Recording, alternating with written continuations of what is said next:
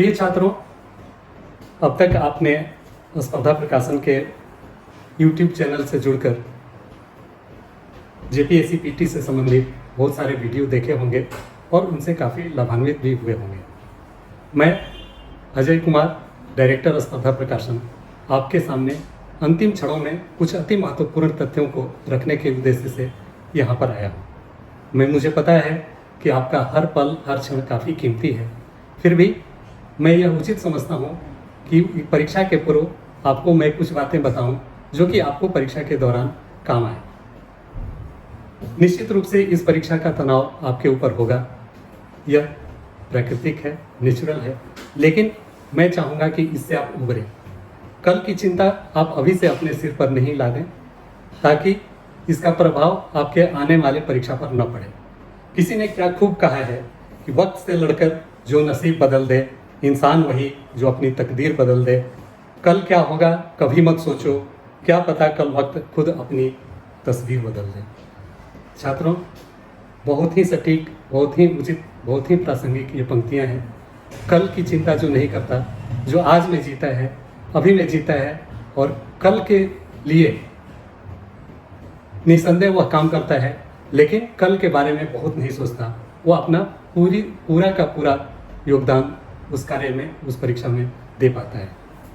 मैं आपको कुछ महत्वपूर्ण बातें बताना चाहता हूं जो आपके कल के परीक्षा में उपयोगी होने वाली है। जैसे regarding admit card, inside the examination hall, प्रश्न पत्र को पढ़ने के बाद उत्तर को मार्क करने का तरीका। तो इस सिलसिले में मैं सबसे पहले चाहूँगा कि आपको ये बताऊँ। प्रिय छात्रों, रिगार्डिंग एडमिट कार्ड मैं आपको ये बताना चाहूँगा कि 3 शीट में एडमिट कार्ड आपने अब तक डाउनलोड किया होगा। जिसमें से एक छात्र का एडमिट कार्ड आज मेरे हाथ में है।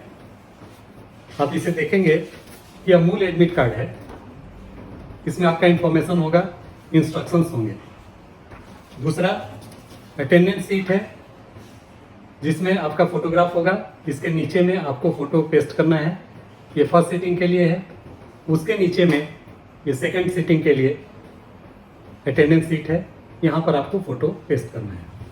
इसीलिए कहा गया है कि आप परीक्षा हॉल में 2 फोटो लेकर जाएंगे। ये तीसरा शीट जो आपने डाउनलोड किया है वो सेल्फ डिक्लेरेशन फॉर्म है। इसमें कोविड से संबंधित आपको सूचनाएं देनी है जो कि पूरी तरह से सामान्य है और ये आप भरकर ले जाएंगे एग्जामिनेशन हॉल में। ओएमआर शीट के बारे में मैं आपको बता दूं कि यह कुछ इसी प्रकार का होगा जो आपको परीक्षा हॉल में मिलेगा। इसमें आपको शुरुआत में अपना रोल नंबर फिल करना होगा और कुछ जो भी सूचनाएं होंगी उसे आपको भरना होगा और उसके नीचे 1 से लेकर 100 तक के नंबर दिए हुए होंगे। उनके सामने में 4-4 रिंग बने होंगे, सर्किल बने होंगे जिसमें ABCD अंकित होगा। इसी में आपको अपना उत्तर मार्क करना है। उत्तर मार्क करने के लिए आप जानते हैं कि इसे ब्लू बॉल पेन से ही भरा जाना है। तो ये कुछ इस तरह का होगा और आप सावधानी से इसे मार्क करेंगे, न तो ये कोई ओवर राइटिंग यहाँ हो और न ही आधा अधूरा भरा हुआ हो। इस बात का आप परीक्षा हॉल में ध्यान रखेंगे। वैसे छात्र जो इस इंस्ट्रक्शन को हिंदी में भी जानना चाहेंगे या देखना चाहेंगे, उनके लिए सीट मेरे हाथ में है।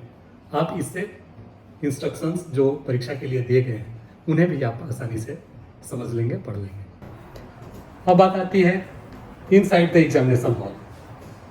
मेरा ये आपसे नम्र निवेदन है, एक एडवाइस है, सिंसियर एडवाइस है कि आप परीक्षा के दौरान पूरी तरह से शांत रहें, क्योंकि अब तक आपने अपनी तैयारी को एक पूर्णता, एक समग्रता दे दी है।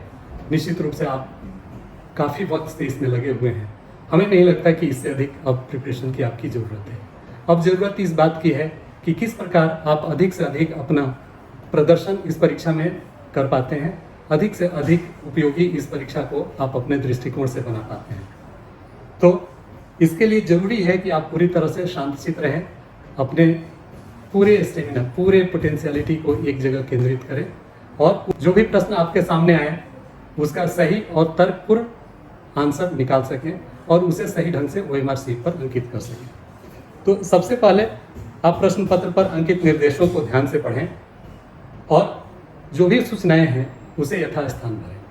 तत्पश्चात जैसे ही आपके हाथ में प्रश्न पत्र आता है, आप उसके एक एक प्रश्न को बारीकी से पढ़ें, बिना उद्विग्नता के। यदि प्रश्न कठिन है तो भी, सरल है तो भी। सरल है तो उतावलेपन में किसी भी विकल्प को गलत करने का जोखिम न उठाएं। अच्छी तरह से कंफर्म होने के बाद ही आप OMR शीट पर मार्क करें।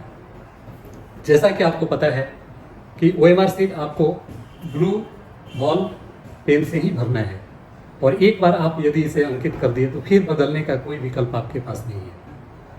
उस परिस्थिति में यह अति आवश्यक है कि आप पूरी सावधानी से OMR शीट पर अंकित करने का कार्य करें।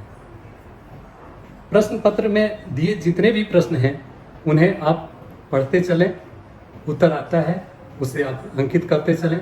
जिसका उत्तर आपको नहीं आता है वह प्रश्न पत्र में ही उस प्रश्न के बगल में जो नंबर दिया हुआ है उसको आप इनसर्किल करें या अपने तरह से उसको मार्क कर लें। पूरे प्रश्न पत्र को एक बार सॉल्व करने के बाद आप पुनः शुरू से शुरुआत करें और एक एक प्रश्नों पर थोड़ा समय व्यतीत करें, क्योंकि बहुत सारे तथ्य ऐसे होते हैं जो हमारे सबकॉन्शियस माइंड में अंकित होते हैं और समय पड़ने पर वो निकल सकते हैं।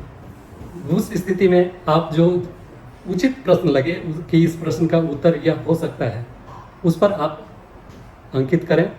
जो प्रश्न बिल्कुल ही आपको नहीं आता है उसको आप खाली कतई न छोड़ें, क्योंकि आपको पता है कि इस परीक्षा में कोई निगेटिव मार्किंग नहीं है। इसलिए आप किसी न किसी उत्तर विकल्प पर मार्क जरूर करें, क्योंकि यदि आप किसी उत्तर विकल्प को मार्क करते हैं तो उसके 25% सही होने का चांस तो बनता है। इसलिए मेरा यह आपसे अनुरोध है कि आप बारीकी से आंसर शीट को देखें और उसके एक एक प्रश्न को दर्ज करें, अंकित करें, किसी को भी खाली न छोड़ें। आपकी सूचना के लिए मैं यह बता देना उचित समझता हूँ कि कल परीक्षा के बाद दोनों ही प्रश्न पत्रों का हल आपको दिया जाएगा वीडियो के माध्यम से ही। उसमें प्रत्येक प्रश्न का एनालिसिस होगा, साथ ही उसके उत्तर भी PDF फॉर्मेट में या किसी अन्य माध्यम के द्वारा उपलब्ध करा दिया जाएगा। यही नहीं, प्रश्नों के डिफ़िकल्टी लेवल को आंकलन करते हुए हम इसका एक टेंटेटिव कटअप भी डिसाइड करने की कोशिश करेंगे, ताकि आप अपनी आगे की रणनीति तय कर सकें और मुख्य परीक्षा की तैयारी उसके अनुरूप शुरू कर सकें। ये सारी बातें परीक्षा के बाद होंगी। अंत में मैं यही कहना चाहूँगा कि आप शांत रहें, पूरे पॉजिटिविटी से इस परीक्षा को फेस करें और सफल हों। All the best. Thank you.